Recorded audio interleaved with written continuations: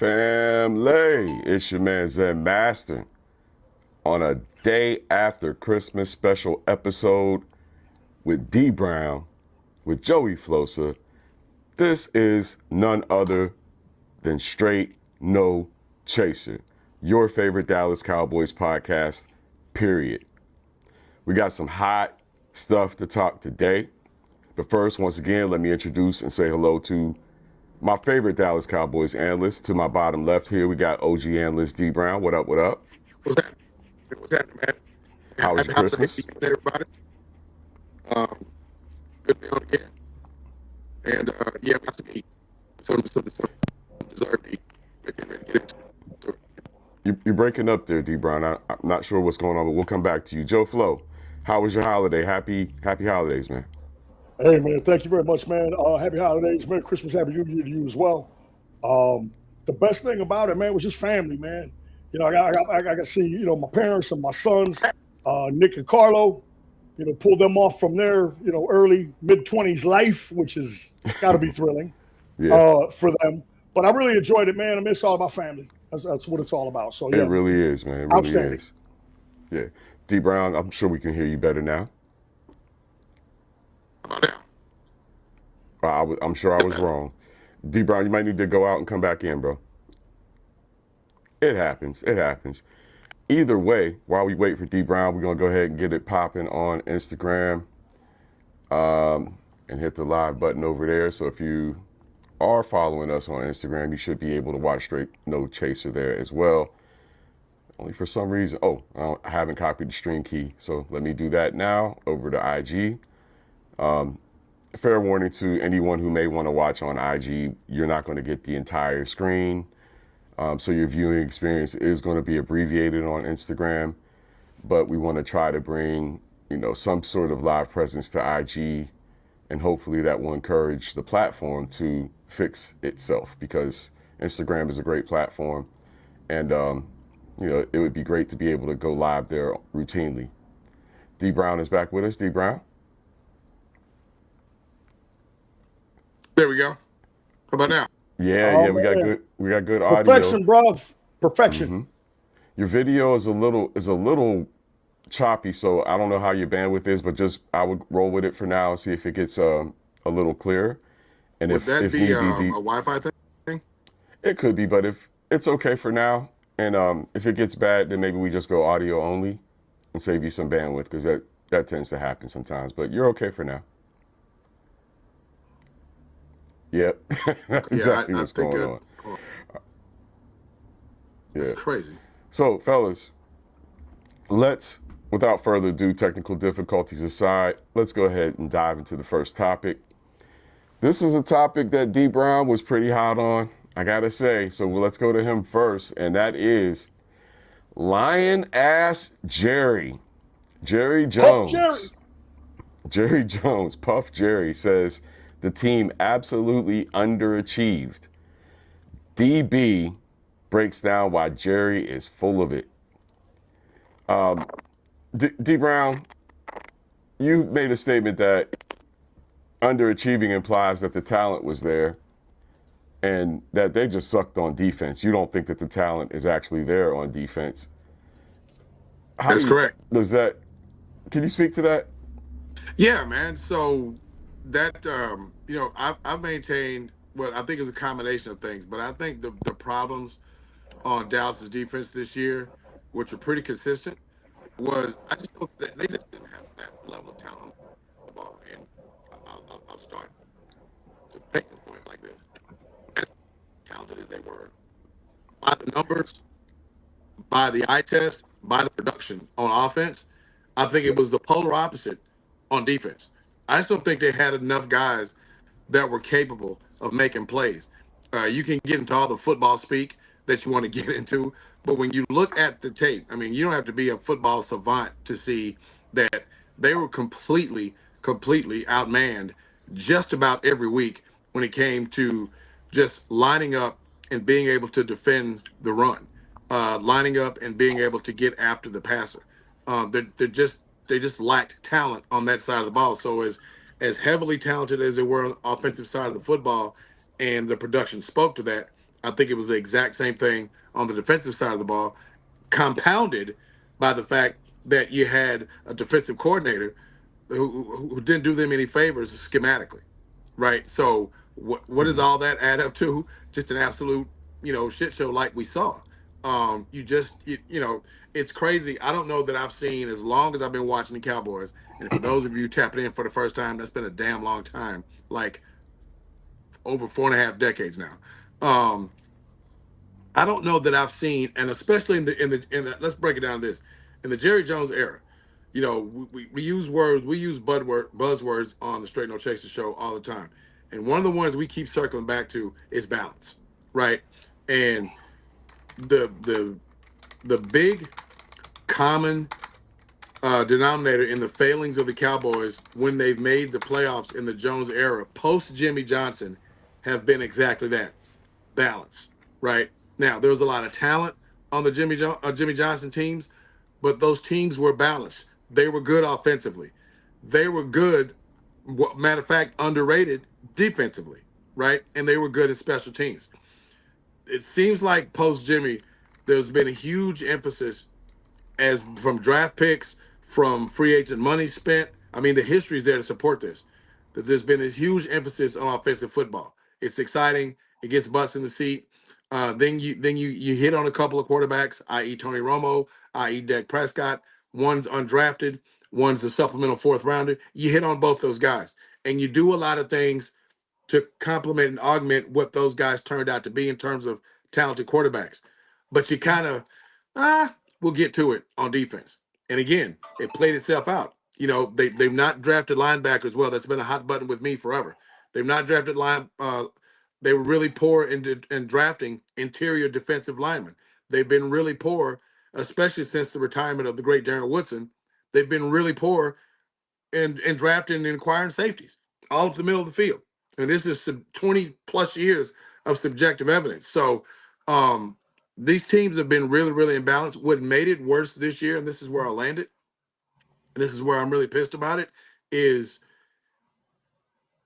you had real deficiencies in, like I said, rushing the passer and stopping the run in particular, which has been a bugaboo for the Dallas defense for even during the 4 years that Micah Parsons was here. They didn't particularly stop the run well. But what offset that is that you did have Micah's ability and DeMarcus Lawrence's ability to get after the quarterback. To kind of offset some of the damage in not being able to stop the run. When you get rid of both of, DeMarcus Lawrence leaves kind of in a tizzy and goes and balls out for Seattle. We know what happened with Micah Parsons. Now you can't stop the run, and you get pressure on the quarterback every 30 snaps, right? I mean, you just don't have it, which compounds the huge issues that you got on the back end of your defense because they can't cover anybody and they're in a really bad scheme. So this thing was a disaster from jump, and for Jerry Jones to denote that this thing underachieved when you didn't have a damn thing out there to even moderately achieve kind of insults a fan like me's intelligence. And with that, I'll throw it to my man Joey. A little bit mute. I think you're muted, boss. Joey, we had 5 Pro Bowlers on that roster, man. How does a team with 5 Pro Bowlers, accolade talent, end up 6-8-1? Well, I asked my man DB rhetorically the same question when the Pro Bowlers came out, and DB said, "Geez, Joey, it's they have a defense that's going to give up over 500 points." There's your answer, okay? And so when you talk about, and listen, what jumps out to you is that you have 5 Pro Bowlers, and as we know, we said the very first time I came on this show 4 years ago as a guest, and I turned out to be a guest that would not leave. All right, like a drunk uncle at Thanksgiving. I'm just gonna lay it down here tonight, y'all. And it's what we said from jump. Players are the coin of the realm. That's what this game is about. This game is about players. Coaches are there to remind them of their keys, remind them of good technique and fundamentals, remind remind, right? Mm-hmm. You got players that win. I'll take the players any day over a coach. Give me the horses and first. Mm-hmm. Now, there's a little bit of misleading, if that's a word to it. But, Williams half a year, and he is your defensive Pro Bowler. Okay, He's your anchor. So of course, you got Dakota, and of course you got Tyler Smith, and outstanding football player Pickens. Pickens in the league in receiving yards. Okay, so yeah, man, he had big plays. He's going to get there. And then you've got Dakota Rain per league in passing. Now, you would think that would be enough, but as we saw before back in 2013, and I know DB remembers this, Tony Romo had a 100 QB rating, not the QB rating, which is just, it's almost unbelievable that your football team was only 8-8 until you realize that, they were without Sean Lee for a lot of that and had a historic defense. It's going to end up being the only defense in points per game that's worse than this current incarnation of it. And it does come back to coaching, which I know we're going to get into it, with Schottenheimer and with Eberflus and the whole hiring thing. And you talked about Jerry. Jerry made that hire, okay, of Eberflus. And the logic was, hey, he's a former head coach.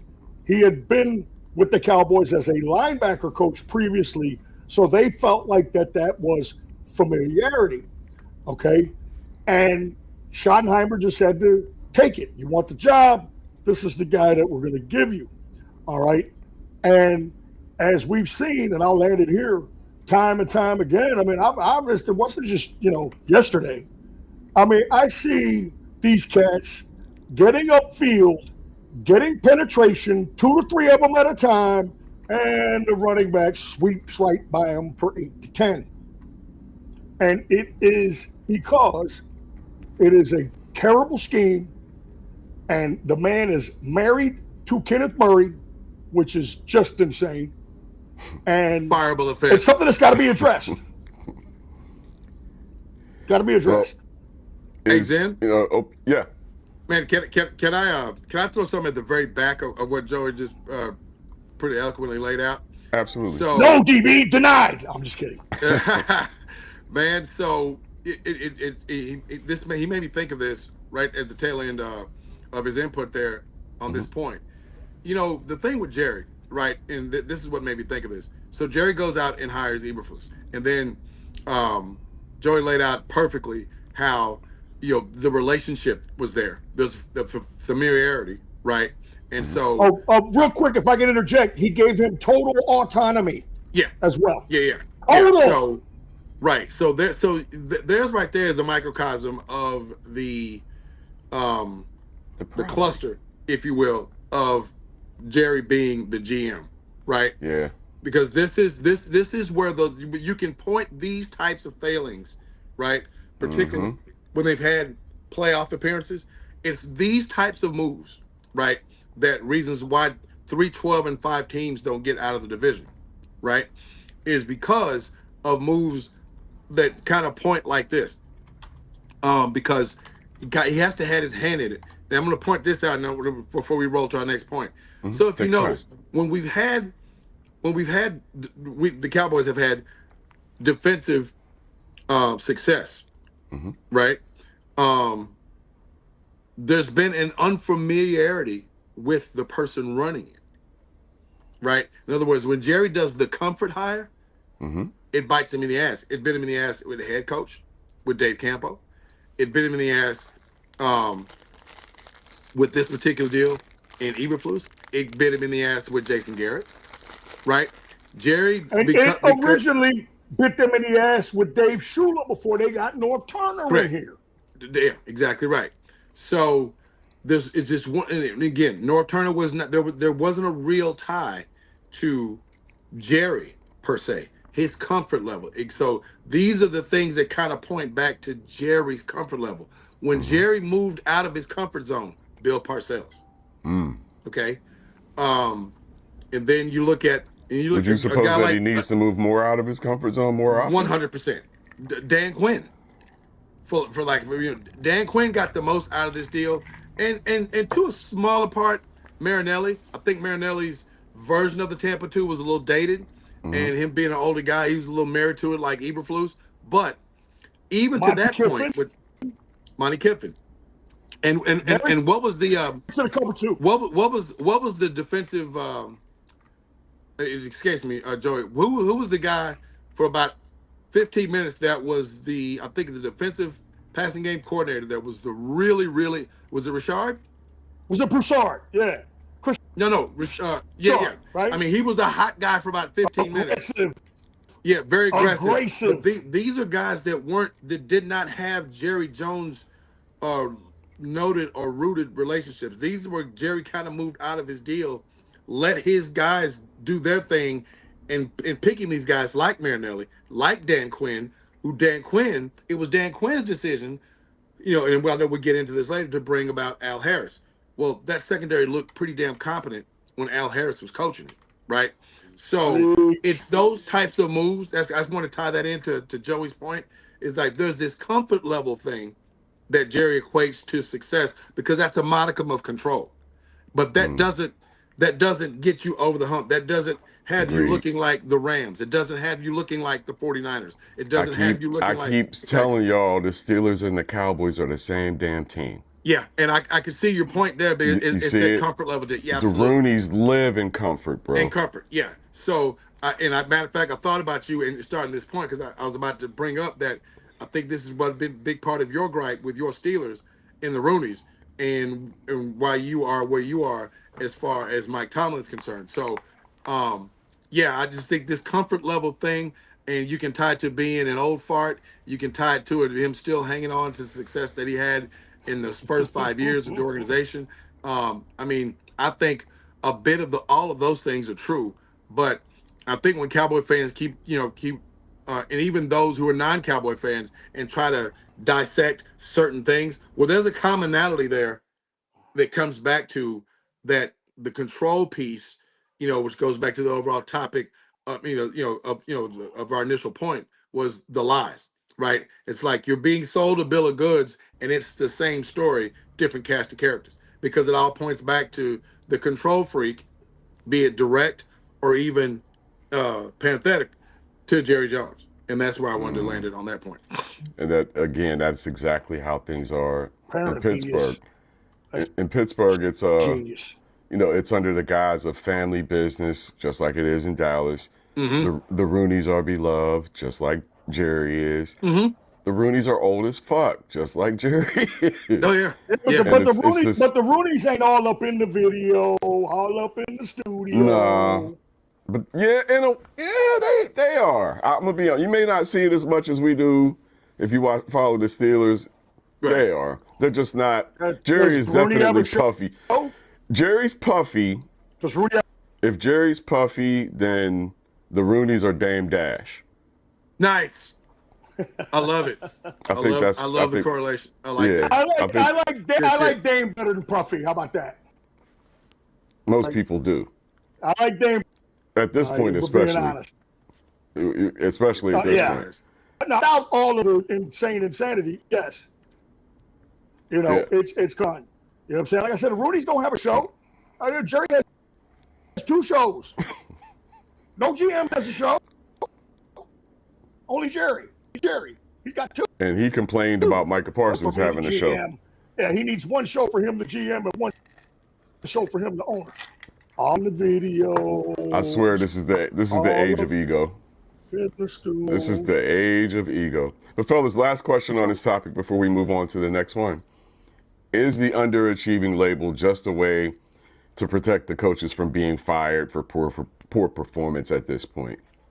You would think that would be the opposite. I don't think it's a protection for... Go ahead, Joey. Go ahead. No, I was just going to say, you would think that it would be the opposite. Oh, by the way, love the parenthetic blast, DB. Fucking perfect. Brian Schottenheimer, parenthetic, Gerald Wayne Jones, close parenthetic. Okay? That's what DB means when he says that. And that is part and parcel of the whole issue. When you say underachieving, My first thought is, okay, but who's coaching these boys? Well, we know who's coaching the defense. And he has, as a former head coach, I'll take the job. Has he not been fired yet? No, I'll take the job. I'll take the job, but I need two things. I need long money, and I need full autonomy. This is my defense, period. No, yeah, right. Right? Yeah, right. And as a former head coach, he got that. And, we're living with the results. So underachieving, when you say that, I look at the coach. But, again, we know really what's going on here, man. And I can't lay it all at Schottenheimer's feet. But when I say underachieving on defense, again, they did not have the talent. Yeah, man. Eberflus should have got more out of that crew. They have as much talent defensively as fucking Minnesota. And look at what Brian Flores is doing with that crew. Not even close. Speaking of Minnesota, they beat the Vikings. The Lions yesterday. Hey, man. So to your question brings about another point, and I got some more heat for you. For sure. So you talk about this underachieving thing as a way to cover up to justify not firing the coaches. Mm-hmm. So I'm gonna go on the lane of every accusation is a confession, and I'm gonna lay that back to him, because I think the underachieving piece is to help move heat off of him to for the failings of a hiring like Eberflus. That lays squarely at Jerry Jones's feet. So it's like, I gave you what you asked for, and you're the guy out front, and all those in the every broadcast every week, every post game presser, all the talk radio, and all the blogs and everything else that go on during the week lay at Eberflus. Okay, if you go back and listen, they got Murray for Eberflus. Right. So that's his guy. Now follow me. So if it works out, great. You look like a genius. If it doesn't, then there's my fall guy, right? So again, every accusation is a confession. You're pissed at this thing underachieving. Well, guess what? It underachieved because of how it was conceived. If I can go Jesse Start Jackson. Rapping. Go ahead. So go ahead. Yeah, boss. So you look in the mirror. That the old man needs to look in the mirror as far as the underachieving part goes.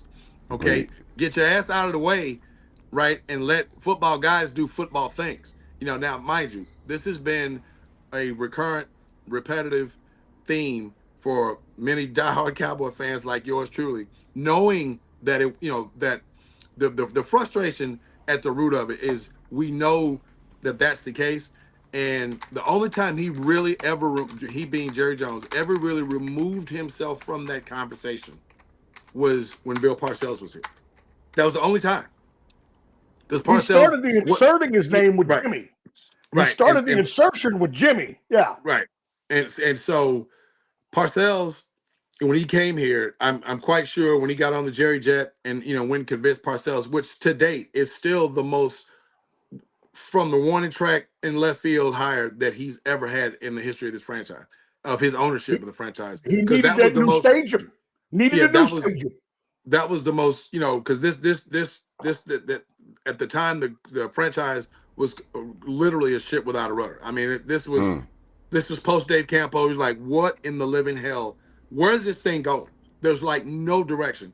And then you wake up one day and the Cowboys are hiring Bill Parcells. It's like, him? Are you serious? And then he's given up. Now, mind you, he gave up complete autonomy.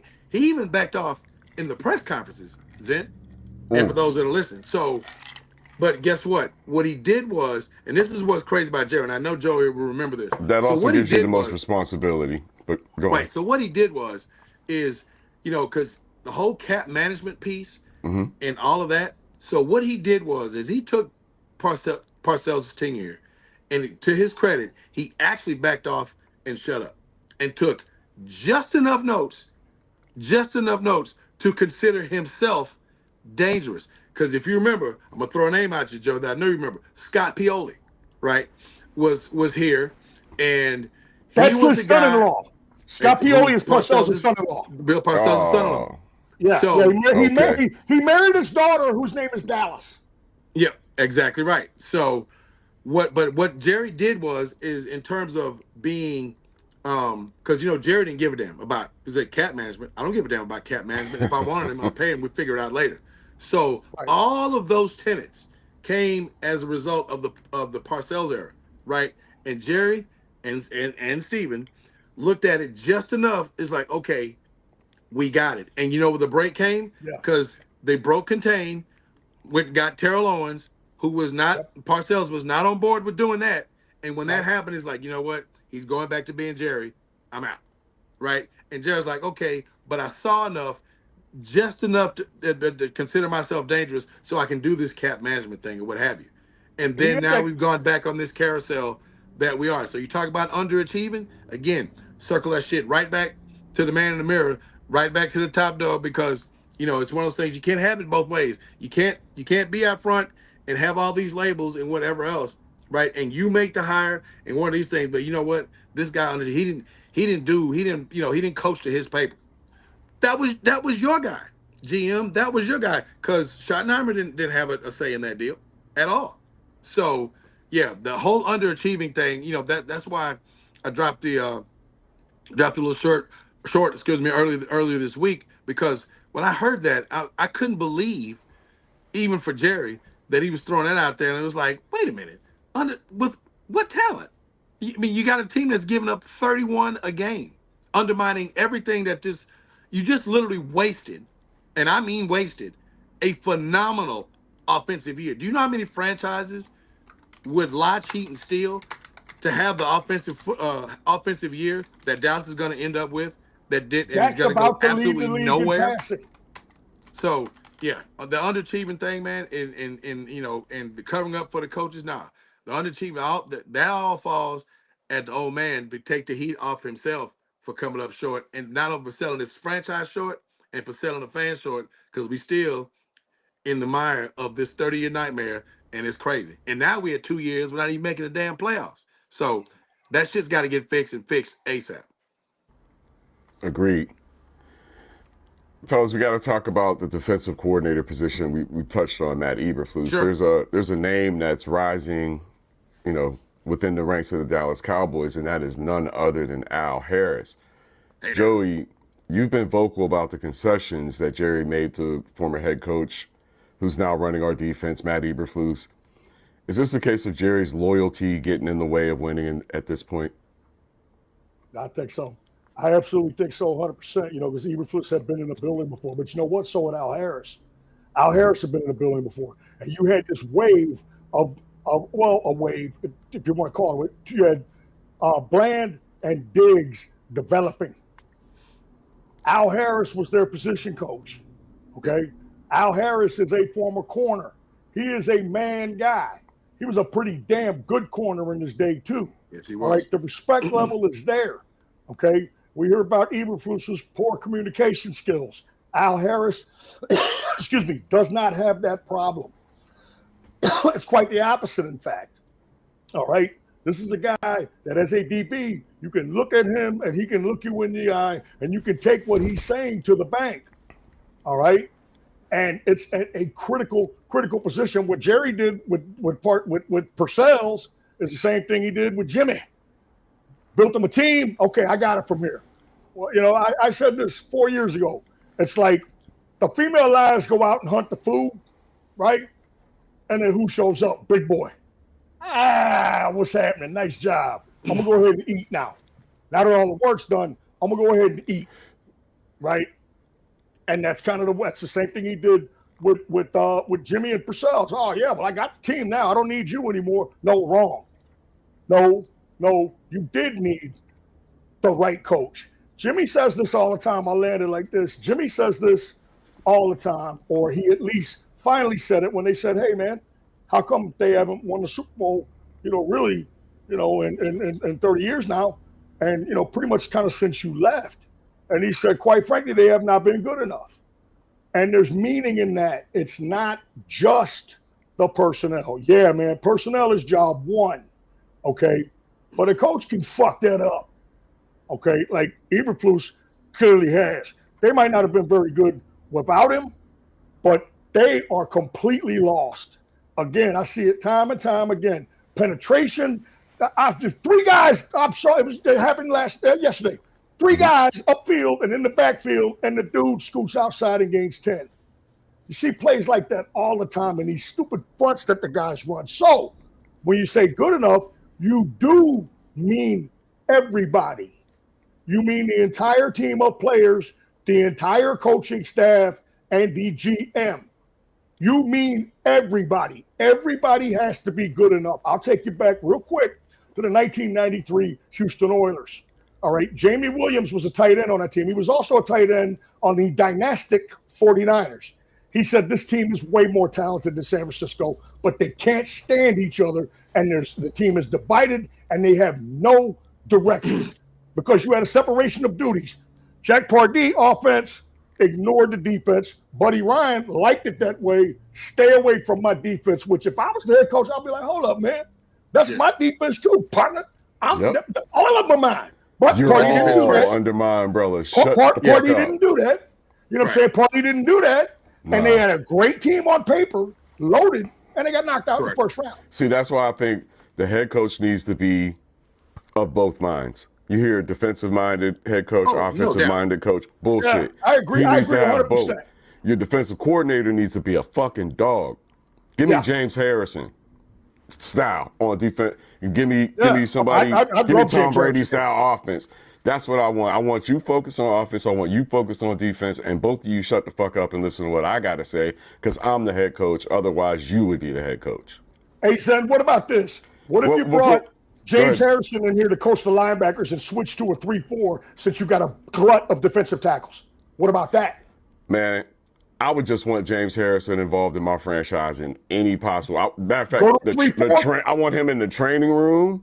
As far as the weight training, I want him leading that shit. I want him taking that linebacker core and making 6 James Harrisons. That's what I would want. Yeah. But Joey, go to 3-4. We're here to talk about Alphonse Harris being born to coach. What do you think he brings to the environment that the current defensive coordinator Matt Eberflus won't? Credibility as a former player. Damn. And scheme. And hey, I'll throw it to DB. DB, you can speak on this, man. You know, as a player, all right, it's not a knock on people that haven't played at a high level, but then again, I guess it kind of is. It's like no disrespect. Okay, wait for the disrespect. You look at a guy like Al Harris, right, who you can communicate with and you can relate to, DB, right? You communicate with him, you can relate to him, you respect him immensely. So that there's a lot of straight up open listening in that. And he's an excellent communicator versus a guy who's going to be very distant. We're pros. You got a job to do. You're a grown fucking man. Handle your business. Right. Again, man, where are you going to thrive? Right. I love the point that you bring up about what you nailed it. Credibility. I mean, I think that it starts there, but in addition to that credibility, which is a huge foundational piece, in addition to that is from what I observed of Al Harris and coaches like him, because I think there's a very, very common thread in terms of their effectiveness in what they do and why I think it'd be a great coordinator. And a guy like Aaron Glenn with the job he was doing in Detroit. Right. Oh, yeah. And Jackson was a hell of a coordinator too. Yeah. Right. And Al Harris. And that's because, again, like Al Harris, Aaron Glenn was one hell of a DB. So there was a lot of cachet in being not only a former player, but a really highly regarded one in that room, at that position, right? But more importantly, it's not one of those deals where you're reminding them, the coaches that is, you're reminding them like, I'm the coach, you're the player, as opposed to, hey man, because that's an understood deal. And just in my own coaching experience, right? To me, you get more out of players, and I think I've seen this enough of an observation standpoint to speak on this. You get more out of guys when you have that ability to communicate and communicate effectively. And what I mean by that is, even though these guys are NFL guys, when you can effectively, for example, if it's a subtlety, right, and carrying a guy, out of his route or footwork, or any one little piece, right? And you're on the practice field, and you're demonstrating that, going back to your days as a player, showing that subtlety to help that guy perform better at his job and you clearly communicate that's what you expect out of him, then you get more out of the guy. And I think the people that move like that this is the huge problem that I had with another, probably my single most, disliked coordinator in my Cowboy fandom was Scott Linehan. He just was thought he was the smartest guy in the room, right? And it's like, and like, don't talk to me. This works because I'm a genius, right? So, those guys that have the ability because they've walked where you walked, and even every now and again give you that demonstrative input, and then trust you to learn it once you've repped it. Because look, here's my expectation. Here's how I want you to get it done, and then you rep it and you see success in practice. Then it translates to the game. Now you've got a player that trusts you. Now you got a player that trusts is like, hey man, this guy's looking out for my best interest because I'm trying to prolong my career. I'm trying to get to my second contract. I'm trying to, I'm trying to get to one more contract. You get all of those things, and I'll tie it back and put the wheels on the tarmac here. You guys went back to the different types of coaches. So you talk about Jimmy Johnson, and I love your point, Zen, about what coaches should be, and I totally agree with you. I think of effective head coaches, and I've certainly seen enough of them across team sports landscapes to know this, and certainly here. The coach is that guy who clearly has a vision of what type of team that he wants, offensively and defensively. The philosophies are there on both sides of that coin. The really, really good ones are the ones that are able to take that very clear vision. So, for example, with Jimmy Johnson, he didn't want the 6'4", 255, 260-pound linebacker. He wanted the guys at 230, 235 that had wheels and could get to the football. So guess what? So he had coaches that were in line with that philosophy. This is the type of player I want. Go identify those players, and this is the scheme we're going to run. If you don't run that, then I'm on your ass because we're not running it. Same thing on the offensive side of the football. Okay, I want big uglies up front. We're going to run the hell out of this football. It's going to be a timing passing offense, right? So I go get the coaches that identify that vision, and if you're not running it, you got to answer to me because this is not what I saw, right? It's the really good ones do that, and I can name every successful coach, and they've had that. So, and going back to this whole thing with Al Harris, I think he'd be a terrific deal, and I think it'd be a win for Dallas on this. This is ultimately where I will land it on this point, is that Jerry does have familiarity with him. Jerry did see a modicum of success, not necessarily in the coordinator's role, but enough to trust the fact they could get the job done, because that may be the one reclamation of Diggs, if they don't out and out cut him, that you have, and keeping him in the room and getting him back to where he was prior to the injuries. But even in that, this is a guy that's shown a demonstrated ability to coach guys up and get it done. He's been in those trenches. I think he's very definitely able to take that next step and have success like an Aaron Glenn did in Detroit. And that can only do Dallas all the justice in the world, because it's, these windows come and go, as you both well know, that you can't count on an offense being as prolific as it was this year, with things that you can't control, like injuries or attrition or what have you. So you need that balance. You need that deal. So if you're going to be dogs on offense, let's get this thing and somebody in here that can employ a philosophy to get that type of mentality and that type of production on the defensive side. And I think that's why it could be a really good addition. Can I add this? I just want to add this. Absolutely. Eberflus, one thing and this is good news, Cowboy fans, Schottenheimer connects with players. I see him connecting with players. So you bring in a defensive coordinator who's completely aloof and who does not connect with players. Okay? Mm-hmm. You see where we're going with this. And real quick, something Zen said a couple of shows ago about the 1995 Dallas Cowboys being the most balanced offense ever. Let me remind you. Team. They had Alvin Harper had left. Okay? Mm-hmm. So what happens? Emmett runs for almost 1,800 yards, sets a record with 25 TDs, I think it was, right? Yep. Something like that, right? And, P.S., by the way, Michael Irvin set the all-time record for most 100-yard games that year with 11, and he had his best season. Mm-hmm. All right, so, man, they had that balance. And this how thing was works the better. defense? And one last fact that will underscore that is that the Cowboys have never had a person lead the league in passing. They're on track to do that now with Dakota Rain Prescott. You know what I learned? It's actually Rain Dakota Prescott. It's Rain Dakota. I was wrong when I said that. Yeah. It's Rain Number Dakota. 4. All right, number 4. Maybe we call him RD. QB1. RD4. QB1, RD4, or some shit like that. I don't know. We'll come up with something. Accuracy. I like RD4 like RG3. He's RD4. DB, you said the position is changing, the defensive coordinator position is changing immediately. Who's the first person you call once that office is cleared out?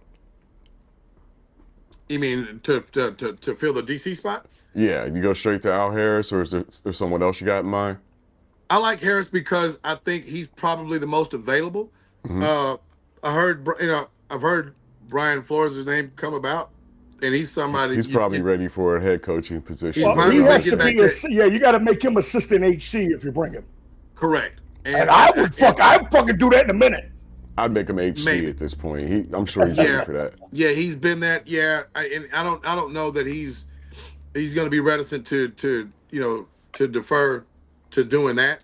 Yeah. So I would like a guy like him, Al Harris, that is, again, for all the reasons as it pertains to the Dallas Cowboys and all the reasons that Joey and I have stressed in that, we have to, when you wish for things for the Cowboys, you do so with the understanding of how does it work, or how can it best work with the guy calling the shot, and that's Jerry Jones, right?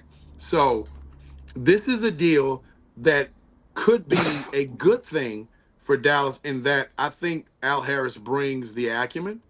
I think he brings the skill and that readiness to coordinate a defense, right? I think he would relish that opportunity, and because again, this is a building he's familiar with.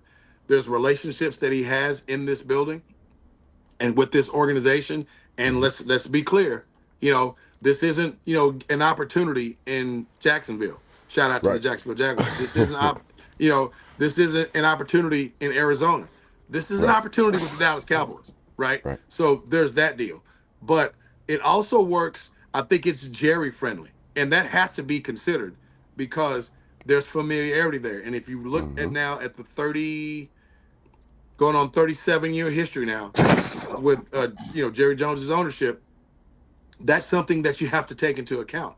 So that's the first guy that I think they call because of that familiarity, because of that comfort level, and because of the acumen, and a guy that's hungry to show that he's got the chops. And guess what? If we're going to keep it a buck, and this is the businessman in me, you're probably not paying him top defensive coordinator money like you would someone else who's already got that DC. Like Dan Quinn or a Dan Quinn. Yeah. Exactly right. Or like back when Wade was here. I mean, these were demonstrated guys that you had to write that check for. Al Harris is a guy that you think well of, but you're not writing that big check as yet because he's not had that defensive coordinator label. So I think it works in every part of that conversation at a position of need for the organization. I've got another name to look for, boys. Real quick. Ronaldo Hill. He is the secondary coach of the Carolina Panthers. He played safety in the NFL. Yeah. And they have done now, of course, they got my man Horn there. He's a baller, all right. But he has done a great job with that secondary. And I like Dave Canales a lot, the head coach. So I'm a little bit biased, right?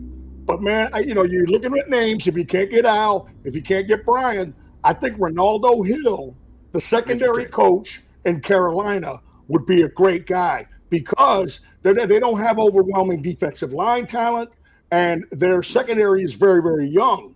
So, they have needed them to perform at a high level to keep them in games and to win games, and they're in a position to win the division. Okay, we talk about everything affects everything in football. Bryce Young is starting to figure it out. Ted McMillan is hogging out. They added Dowdell. They got Chuba Hubbard, the running back. You know what I'm saying? They got a good young tight end. They're starting to figure it out. But that shit doesn't work. You're the fucking Cowboys if you can't play defense. All right?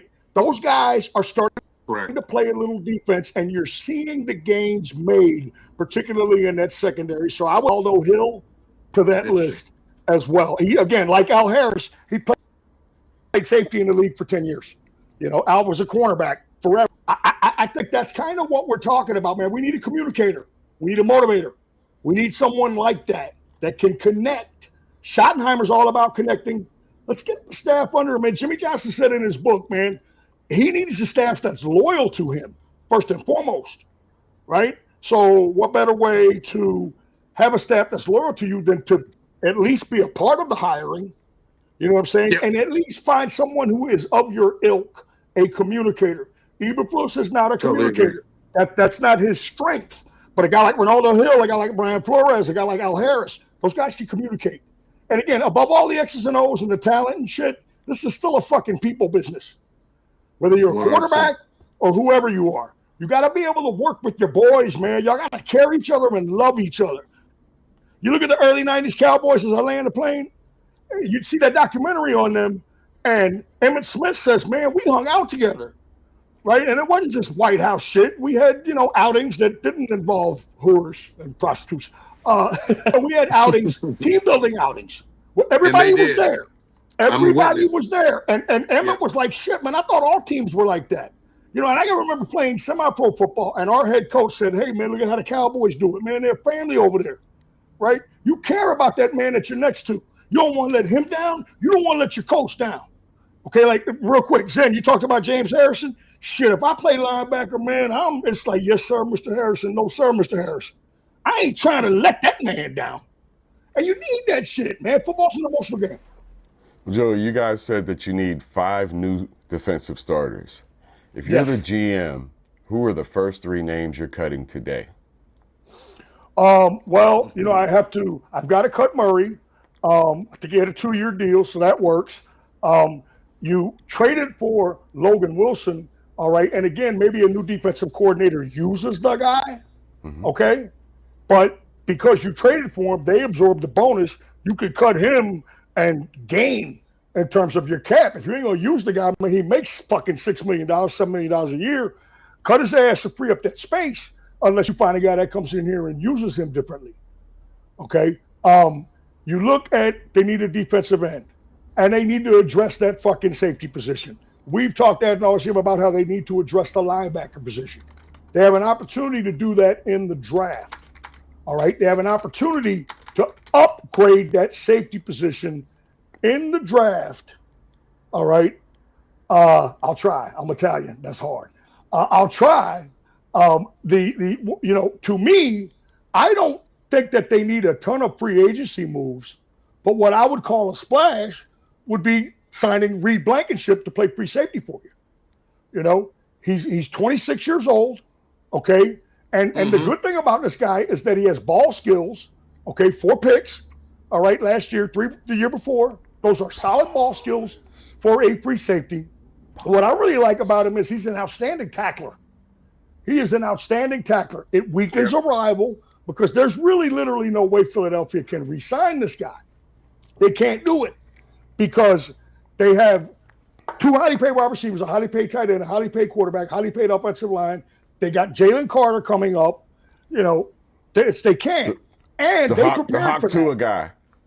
Yeah, they prepared for that. Okay? They prepared for that. They drafted Israel Ikwamu, the kid out of Texas. All right? Yep. Now, the kid from out of Texas is so good, he's playing some strong safety for him. All right?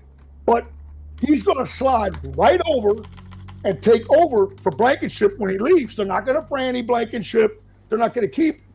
Okay? A guy like this helps a guy like Bland, whomever your starting corner is, most likely opposite Sharon Ravel. Okay? Yeah. You can mask things a little bit with the great free safety like that. We talked about Full Manga before, the kid from San Francisco. We talked about Derwin James, the by God man among safeties in this league. We talked about how Harrison Smith, if you saw that Viking game, he's playing a lot closer to the line of scrimmage. You look at the old Cowboys and what they did, they got Everett, they had Washington, they had Woodson. Woodson made it completely possible for them to move on from Everett, trade him, and to let Washington go. Philadelphia is thinking proactively. Ikwamu is going to take over for Reed Blankenship. Now, it's going to cost you, I think, it's going to cost you about 50 to get him. You have to lay down about 50 million to get him, and we all know those are credit card numbers and years and deals and all that shit. It's still a You're lot going to of need money. 50 million to get him. I like it because he's a Southerner. Okay, he's from down south. He's from Alabama.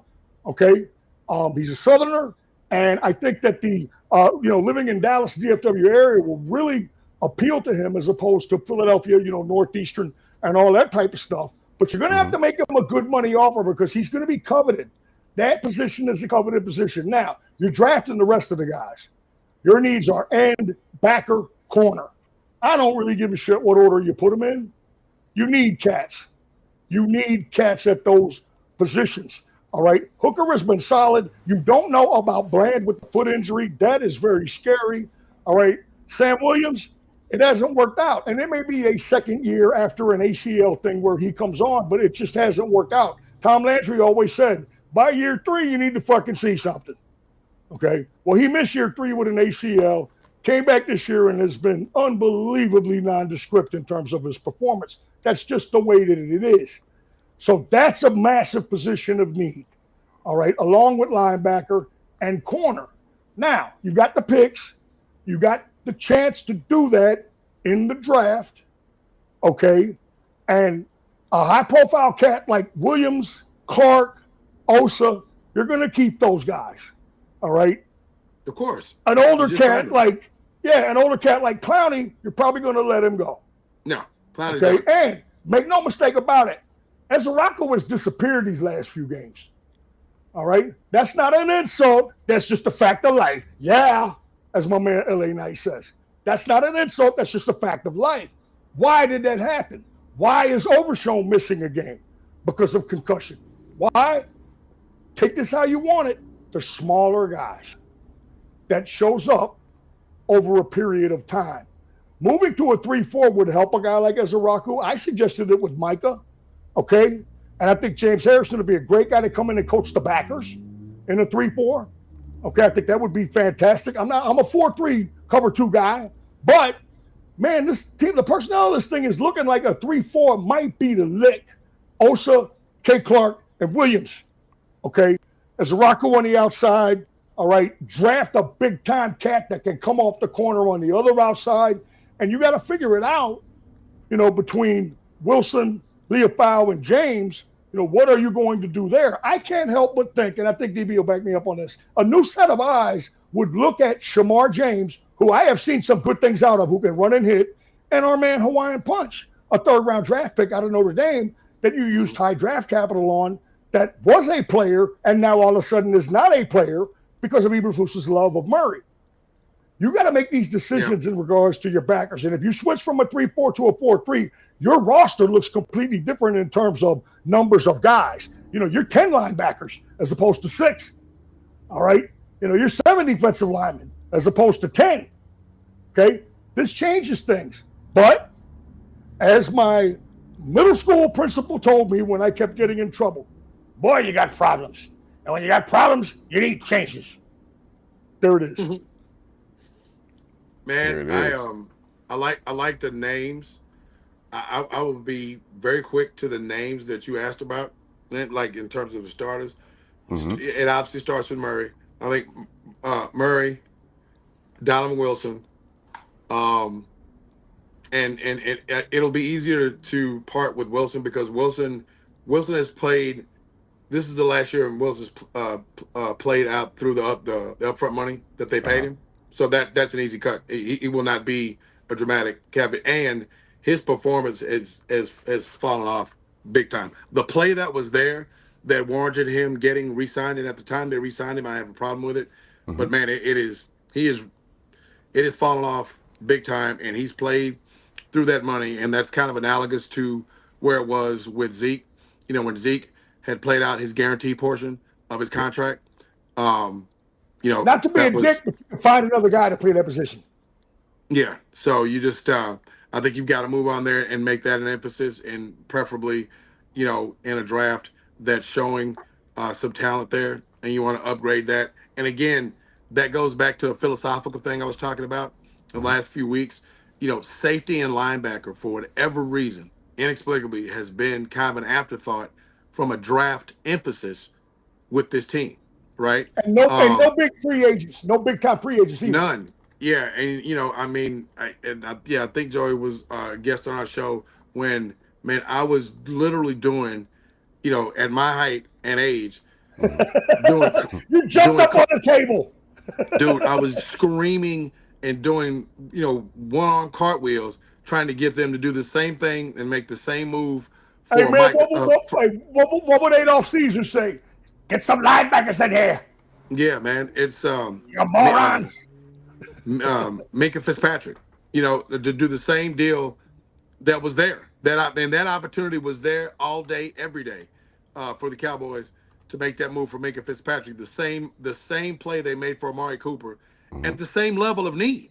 You go get Amari Cooper because you absolutely needed a competent receiver that would immediately change things, and they had the same opportunity the very next year with an offer a first rounder for Minka Fitzpatrick, who at that time had 3 years left on his rookie deal, would have fixed 80% of what was wrong in that in that secondary as a safety spot. That dude could play. Yeah. And if there was not a safety coming out that was remotely close to him. And I remember Stephen Jones saying, "Well, we didn't want to make that same move again. Why the hell not? Because it's what And you how many need. It would have defensive made all linemen the did you miss sense on, in the world." DB? How many D sorry? linemen did you miss on? Williams, Right. Taco, So, Mozzie. Yeah, High Taco Charles. picks. Yeah, Mozzie. I mean, good You Lord. need So on those guys. even with what these suggestions are from us, it's still going to be interesting to see what they do with these picks and the emphasis that they have, especially now that they've got some long money interior linemen under contract, what they do in terms of filling these needed holes. Because there's no way in hell that um, Murray and Wilson and likely The Sam other Williams Wilson. comes back. Yeah. Yeah. Yeah, And even Sam Logan Williams, Wilson, I'm good with them. I think there's me a huge emphasis in linebacker. Maybe get a cap casualty somewhere, um, go that route, and That was maybe my maybe next get a question. six. That's $8.5 million on D Wilson. Is that better spent on a veteran or a new rookie contract? Do you think? No, that's a veteran. That's a veteran. Okay, got to sign 3-year deal because they love the guy, and he was a good dude who showed up on special teams and could play in the box safety and occasionally make those types of plays. Yeah, yeah, but I mean, It's like Tyrone Crawford. Tyrone Yeah. Crawford didn't put up good numbers, but when you know Tyrone Crawford, the man, and what he meant to that locker room, there was a reason why they signed him, and they kept giving him $9 million. yeah. You know what I'm saying? But again, So- man, it's about talent. It's about talent. They've got to upgrade their talent, and they've got to break from philosophically from what they've been for the past several years at linebacker and safety, because that is a noted weakness. And I'll land it here. Did you guys happen to hear at all? Zen, did you watch the Cowboy game yesterday? No, I watched very little Very football little. yesterday, Okay, if any. Joey, Yeah. did you see the clip, the live spot during live play when they were talking to Emmitt Smith? Yeah. I Do did. you remember Emmitt Smith saying very pointedly about the need for linebackers so they can stop the run? I almost called you right then and right there. I said, Emmitt has been listening to the show, damn it. Because it's like the great Emmitt Smith talked about it pointedly Great that Emmitt this Smith. thing needs linebackers, and they have not emphasized that. So I'm really interested to see when it's so glaring, even to the point where an organization that is just passed off on emphasis on linebacker in the draft, what they do this year. Now they did go after Sean Lee and Leighton Vander Esch, and even to a smaller degree Jalen Smith, are guys that they went 1 year, after yeah. Vander Esch in the first round.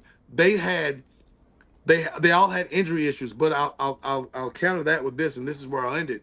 But they knew in each one of those guys, they all had noted injury issues in college. Sean Lee slipped to the second round because he was an injury issue. We all know what happened with Jalen Smith in that basically damn near last snap of his bowl game at Notre Dame. Jalen Smith wouldn't even gotten to them. Jalen Smith was a top 5 pick easily if he didn't He shred was his knee Micah in the bowl game. Parsons. He was So- Micah Parsons. Yeah. He was Micah Parsons. And of He was a course, freak. Leighton Vander Esch, which with the injury that Fucking eventually took his 6'4", career 255. and Hey, could man, run 6'4", 255 can run. and Yeah. could run, but there was an issue that they knew about that was noted when he was at Boise with that neck, which ultimately cost him his career. It was the same shit So, with Carter. You remember Carter had the knee injury, and they yeah, drafted him in the second round. right. So let's try finding that guy of need, and not try to take the chance on the injury issue. Let's do that. Let's make that a different deal. DB, do you think that if they switch to a 3-4, that obviously that would make them focus on linebackers? Is that too extreme of a move, moving to the 3-4, thus forcing them to focus on linebackers?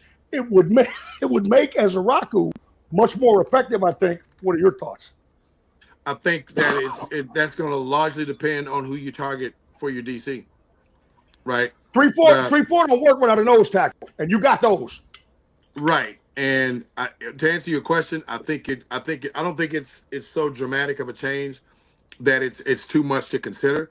But in terms of ultimately doing that, because again, that's going to be something that's going to be put in from the time they make the DC hire. So as a staff, and that's where you're going to count on guys like McClay and his staff and what have you. You're going to have to sit down and look at your room of personnel. It's like, hey, what are we thinking, given with monies that we've got paid out? Because you can't fire everybody, right? You can't cut everybody. So if this is our core group, absolutely not, and this is where our money is, okay, what are we going to commit to from a philosophical standpoint to improve this thing?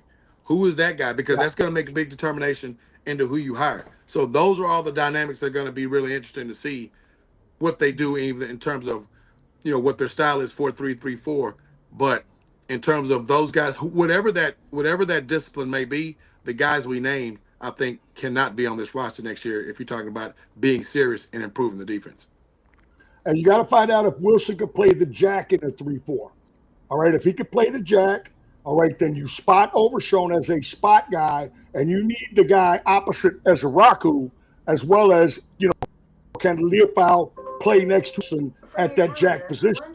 You know what I'm saying? You got to find that out. You got to get a defensive coordinator in here first, before free agency, before the draft, in order to find that out. Yep. So we'll see what happens. Because if you flush him out, Wilson's a prime cut candidate. Saves you $7 million.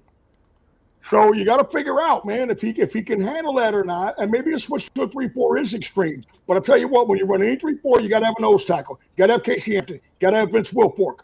All right? You got to have B.J. Rogers like that if you want to run 3-4. Starts with the fucking nose tackle. You better have a damn good one. Clark can handle that. Williams can handle that from time to time. Williams can also play outside in the 3-4. Okay? And then I think in that you increase Ezraku's value. He's a straight stand-up guy now, and you get a guy on the other side. So that opens up potential for you to take one of the guys from Texas Tech to play edge guy. Okay, it makes the Ohio State, that's the stand-up guy, although you ain't gonna be able to get him. He's gonna go real early. You start looking at guys like that. When you run a 4-3, man, I don't even look at dudes like that. I don't look at those stand-up edge 3-4 guys at all, right? And that's kind of what Ezraku is. That's kind of what Parsons really is. They run 3-4 in Green Bay. He's thrived in that as well. A guy that good's going to thrive anywhere. But it's kind of what these guys are. So to me, personnel-wise, because your D-line, particularly your interior, is loaded with guys that can play 3-5 or one technique, also can play 3 or 5. Clark and them can play 1 or 3. Clark and Williams can play 1 or 3. Yeah. Okay? You've got the base now. So now it opens it up to, okay, I can look at the cats that come off the edge for Texas Tech. They're both first-rounders. I can look at the kid out of A&M that's a first-rounder, but is an edge stand-up guy. He's not 6'4", 265. He's not a hand-on-the-ground defensive end, right? Now you can open it up and look at that. But you need somebody that can handle that scheme, all right, that can run that scheme, okay? And you might be positioned perfectly to move to that scheme. We'll see what happens. It's going to be an interesting hire. Well, let's continue the conversation around the offseason blueprint here and revisit the conversation on Reed Blankenship for just a minute. Joey, you're heavy on Blankenship. Again, why is this 26-year-old from Philly the ground-shaking move that the secondary needs as we move from, free agency talk on into the draft and continue that conversation. Why the focus on Reed Blankenship for you? Because it's such a hard position to fill, right? And you got a guy that makes ball plays. That's what you want, first of all, because that guy's going to be in a position to make ball plays. Okay, he's kind of the savior back there. He's the last line of defense, so to speak, right? The bonus, again, that I love with this guy is that he's a great tackler. All right. In addition to the fact it weakens a rival, okay, and they're in a position to be weakened. All right. They sold out and won a Super Bowl. Good on them. Okay. Now they're in a position to be weakened. And to their credit, they've drafted accordingly. Like I said, I think that Ikwamu's going to step in and kind of take over for him, the kid from Texas. Right. And that's what you do. When you're filling out your team, you've got these 20 guys that take up $175 million of your cap, right? So what you want to do, which is very, very hard, is to have a hot shot draft choice behind them, behind the high profile guys, a hot shot draft choice. It's like college, right? So you have a starter in college, it's been a starter since he was a sophomore. The kid behind him is a hot shot fucking 5-star freshman or maybe sophomore at worst, so to speak. And he's the guy that steps in. And when that frontline guy, this is also how it helps you, it buoys you. When that frontline guy is hurt, then you're sticking in the guy that you believe has this potential and is the guy to do it. He's a draft pick, so he has a fixed, nice cap number that you can kind of fucking live with, right? Pardon my French, a number you can live with, right? And that's how you would like to build it. Unfortunately, not every teams aren't able to do that. So a lot of times you have guys off the streets. You have retreads, right? You know what I'm saying? You have retreads and you're like, well, he's a backup. He's a pro. He's been around. We hope he can handle it, right? As opposed to the comer, where you're like, okay, now we take a look at this guy. Let's really see what he can do. And you hope that the performance does not fall off because you believe in the kid's potential. When you're sticking it and stacking it with veterans to just fill in, man, you're just trying to tread water. And I understand that. Doing that in the NFL is a thing. Treading water until you figure it out. Then, the Steelers that made the Super Bowl that year against the Packers was 7-5. They backed into that thing. Then what happened? They were able to tread water. They were able to tread water when they handled business. I mean, it's so funny, Zen, as I throw it back to you, how, as a Cowboy fan, I look at that like I'm kind of a pessimistic guy sometimes. Glass half empty. I look at that Steeler thing as glass half full, right? And you look at it completely the opposite way, like Tomlin's a sacred cow with me, and you're like, he's got to go. Nobody's sacred. It's always about how obviously whose ox is being gored and how closely you look at things. And we know that Zen is a West PA guy. He's a Steeler fan. So nobody's above the team. Well, he looks at it like we look at the Cowboys with a super critical eye. But hey, all I say is this: intense focus. It's out of love. It's not because you don't like your team. You love your team. It's not. Of course. Oh, exactly. But you don't. You're not a freaking cheerleader. You're not holding pom poms. Yeah, well, I'll tell you what. You are analysts. I'm an analyst. That's the difference. I'm gonna analyze this. Them boys are 9-6, man. Got a chance to win the division. We done already gone fishing. So I'm going to leave it at that. Word up. They're about to win the division. And I respect the hell out of it. You just want to compete at the highest level you can. But look at the division. Look at the division. Doesn't matter. I don't give a rip. Like, they're about to win that motherfucker and get in the playoffs. Baltimore's in shambles, son, and we ain't do that to them. Cincinnati's in shambles, and we ain't do that to them. Cleveland is in shambles, and we ain't do that to them. They're true. But everybody done cleaned out their locker, and you got a game to play. Right, but that's, 6 automatic wins at this point. Or they should be at this point. 6. The 49ers and the Patriots lived off of 6 automatic wins a year. Man. They lived off that shit. San Francisco was 6-0 to start the season every year. Patriots 6-0 to start the season every year. It's like being a rich man in a poor country. You don't want to be a rich man in a poor country. You want to be a rich man in a rich country. You get the 1 seed. All you got to do is go 6-4 when the other 6 get the 1 seed. You feel me? Speaking of money, and I'll throw this to D. Brown, we're talking $42 million over 4 years for Blankenship. Is that 50. I'm thinking 50. overpay, or is that a fair price? So $50 million for? Well, he probably still has. I think Philly paid $8 million of that contract, right? So he has $42 million left. He has $42 million left on his deal. Yeah. So No, Blankenship doesn't. Blankenship doesn't. He's free. Okay. I stand corrected.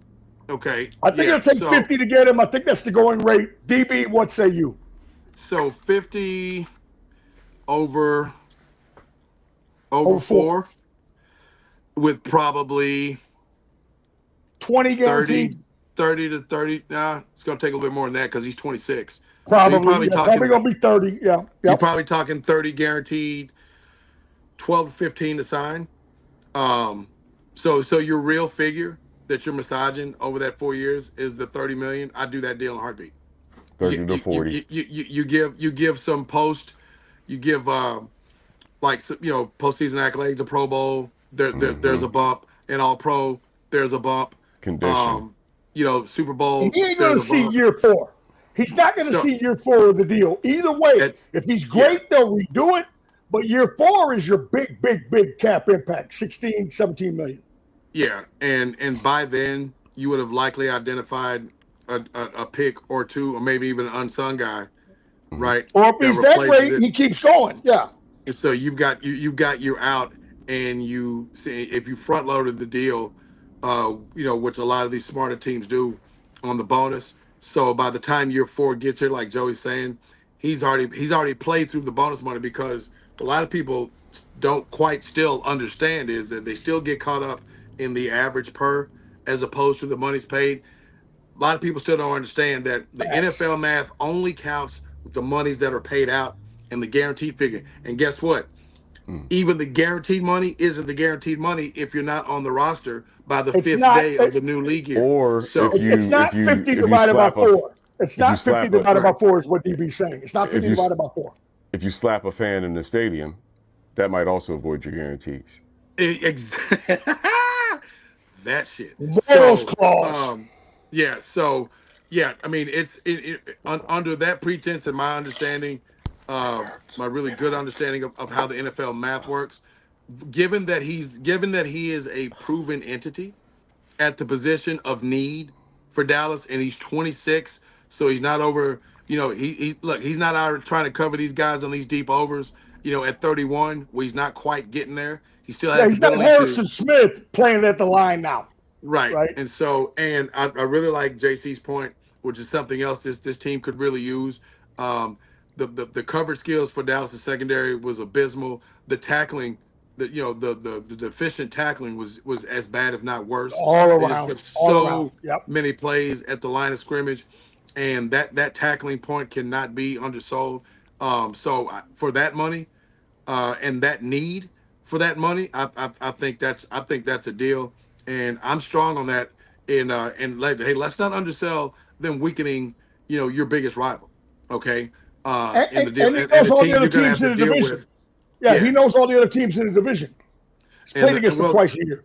Yeah, well, I mean, not only just those 6 games, but just in the fact that you've made your team better. Right, and in doing so, you weaken the opposition. So that's always a good thing, right? When you can weaken a division and or a conference rival. I mean, Cowboy fans of a particular age have certainly seen that work out. Ken Norton, Charles Haley, Deion Sanders. I mean, that's worked. And matter of fact, Zen, I'll take it back to your Steelers. I'll go all the way back and really date myself. Preston Pearson. There you go. So, guys didn't move back then. He was one of the rare ones. So, I like the deal. I like the thought. I like everything that's attached to that deal. And if that's a move that Dallas can make, and it starts with need. It's not even a hey, we gotta make Philly weaker. That's a need position for Dallas. That's a big need position. That's one less thing critical that you're focused your draft capital on. Oh, you can God. Yes. Preach. You can go now. You can focus on that edge guy. Now you can focus on those backers that you sorely need, because you've got a proven entity in a position. To Joey's point, that's that last line. So you can breathe a little easier there, because that's demonstrated tape, right? And yeah, you can still draft one because guess what? You're grooming him to take his job. You know, maybe find a steal in the fifth, a guy that's Maybe he a plays smaller next D1 time. program that's got the measurables and just needs to rep behind a guy like Blankenship. So Yeah, there's a maybe he lot of ways plays you can next do to that. him. Well, Yeah. you know, the draft gurus are eyeing Falk Yeah. and Delane in the top 10. Do we go edge impact or lock down the corners first? Your take on that, DB. Whichever one is Or there. Joe, either one. Yeah. Best Whichever one is there. yeah, the best player available because your needs are so the Dallas Cowboys defense is not in the position to be You picky need in good terms of players. yeah, we're gonna pass on this guy. You know, we're gonna pass on this guy who can rush the passer really well because we need a lockdown corner. They don't have the luxury of doing that. No, they do not. It's best player available. You know, as the board takes its shape, which it magically does year in and year out, as the board takes its shape, and you've got your pool and you've got your notes, it's like, oh, wait a minute, and the guy that I'll use as an example was CeeDee Lamb, right? There's nothing about CeeDee Lamb that was on their board when he fell to them because they didn't think he's going to be there, right? Yeah. And then all of a sudden, well, It took a lot for him to be there. Yeah. it's like, well, damn. Wait a minute. CeeDee Lamb just fell to 17? Oh, but there's no way you can pass him. So Yeah.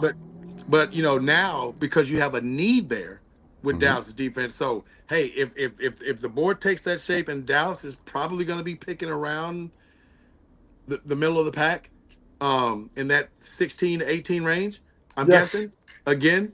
So I mean, you start to put that board together now. Who's the guy that we're identifying that meets what we're looking for, that rushes the passer, that's strong, that we can plug and play, and we're talking plug and play guys. There's like, no doubt day about it. one, And they're number one on the depth chart.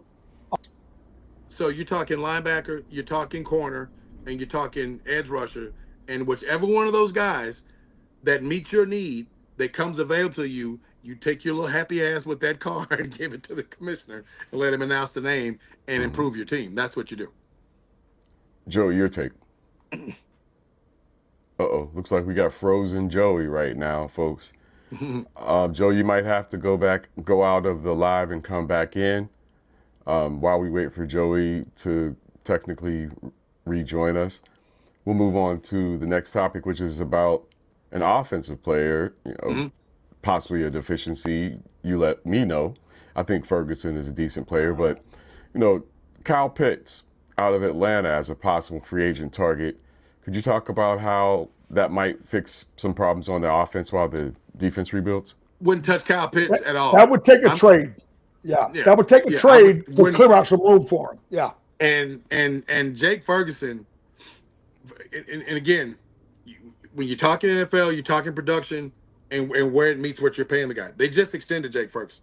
They've gotten bang for the buck out of Jake Ferguson. Jake Ferguson is going to end the year with a career high in receptions at probably 80 to 85 catches, and I mean, and he blocks well or what have you. The Kyle Pitts thing, is he a sexy physical talent? Yeah, but for what works for QB1, no, I wouldn't touch that. Where I would look to fortify is the bigger of the personnel that's there now, right? Mm-hmm. You're talking Guyton. You got to make a decision on him and Terrence Steele, right? Those guys. I think your interior, you're smoking. And the three guys you're smoking, obviously, are Beebe, Booker, Smith, right? Guyton, you're going to have to make do we coach him up decision? I think Steele might be an hasta la vista, right? And you go get a guy. Well, you flip Guyton to the right. Yeah, flip Guyton to the right. Still, you say hasta la vista to move Smith back to his position where he's probably an all-pro at left tackle, right?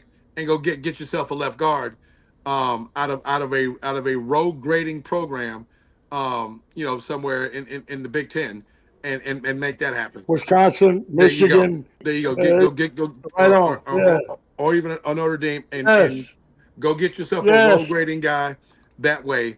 And but I don't think you touch Jake Ferguson at all. Matter of fact, I'd be pissed. But you could move Spoonmaker just to clear a spot, and then with Pitts, you could, and again, it's a fantasy. With Pitts, you could, because I know Jerry loves Pitts. Yeah. With Pitts, you could do some stuff. All right, but again, you re-signed Licky, so maybe it's not feasible. Pitts is like one of those things you do on Madden when you're just partying, right? You don't need a tight end, but you go sign him, you got the cap room, whatever, right? You're just partying. You're having fun. And again, you're talking about a little bit of a scheme shift there. So he would be a real luxury, and I think he's going to get fairly big money. All it takes is one. The funny thing about Pitts is he's starting to come on now. Now that he's about to be free, right? You know what I'm saying? He's starting to come on now. Playing for money. That worries you. But let's also look at Atlanta, man. Atlanta has had a revolving door at quarterback. What did Dak Prescott do for George Pickens? Okay? What would Dak Prescott do? He fixed part of it. What would Dak Prescott do for Kyle Pitts? Now, again, we know it's not going to happen. We're just saying if you want to shift directions, right? Again, I mean, you're not going to get a whole lot for Spoonmaker, 6th or 7th, but it would open up that spot because I know they really like Spawn Porter a lot, and I kind of do too. He's a fucking moose, pardon my language, 6'7", 275. This guy's shown he can catch a little bit in the red zone. He had a big 31-yard play yesterday. I like the intensity. You know, I like the fact that, you know, he was ready to get after it against Detroit. And he's a physical guy that can provide that kind of presence. So if you move off Schoonmaker, who's at the end of his second-round deal, which is probably $5 to $7 million in terms of cap impact, right? Get a late-round pick for him, flip that into Pitts. But again, it's too much of a switch, and I don't think they'll do it. But it's a thought. You know what I'm saying? If you could get Pitts at the right deal.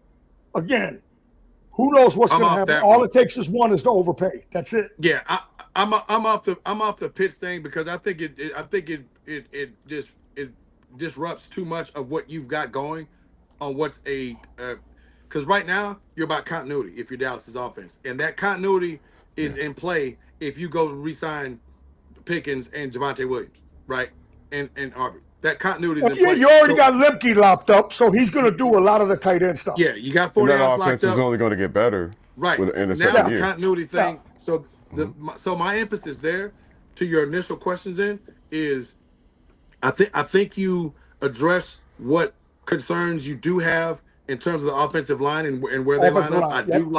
I do like that, but you also want to look for depth, right? Because we're starting to see that more and more in this NFL, that line depth, which kind of came to the fore in the Jets game that Dallas had earlier this year. And they had 4 guys out, and that line performed pretty well. I think you want to put guys in the right spots, you know, like we said, get a rookie deal and rookie money on a road grading left guard if you do the things that we suggested, and then you look to build depth. You may get a cap casualty there from a guy in that deal, a 6th or 7th round guy, you know, like your Basses and what have you, and those guys you can plug and play for a couple games if needed. Fix that depth, but keep that continuity what you got, because I really love Dallas's tight end room right now. I mean, I think Schoonmaker's probably odd man terrific out, but I love the physicality that Spanford brings. I like the playmaking downfield, work the middle of the field after play after the catch ability of Jake Ferguson. Jake Ferguson's got some dog to him. Jake Ferguson's guy. They'll get him tell you about yourself. Once he makes the play, he's physical at the point of the of attack. I just like the fact that you can have this continuity there with some minor tweaks as opposed to a wholesale, remaking. Remaking of a unit on the defensive side. Yeah. And a guy like Pitts, I think, compromises all that because he is a sexy talent, but you don't need that. Okay.